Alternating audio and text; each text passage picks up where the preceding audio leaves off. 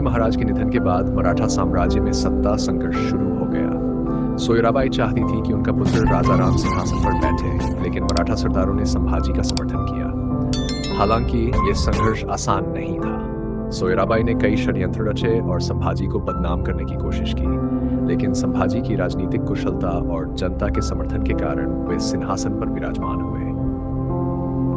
संभाजी महाराज के राजा बनने के बाद उन्होंने मराठा साम्राज्य की सुरक्षा और विस्तार पर ध्यान दिया। उन्होंने मुगलों, पुर्तगालियों और अंग्रेजों के खिलाफ मोर्चा खोल दिया और उन्हें मराठा भूमि से दूर रखने की कसम खाई। संभाजी महाराज का सबसे बड़ा संघर्ष मुगल सम्राट औरंगजेब से था। औरंगजेब ने पूरे भारत को अपने नियंत्रण में लेने का सपना देखा था, लेकिन मराठा साम्राज्य उसकी राह में सबसे बड़ी बाधा था। औरंगजेब ने कई बार मराठा साम्राज्य पर आक्रमण किया, लेकिन संभाजी महाराज ने हर बार उसका डटकर मुकाबला किया। संभाजी ने अपने युद्ध कौशल से मुगलों को कई बार पराजित किया। उन्होंने 1661 में औरंगजेब की सेना को रामसेर और अन्य युद्धों में हराया।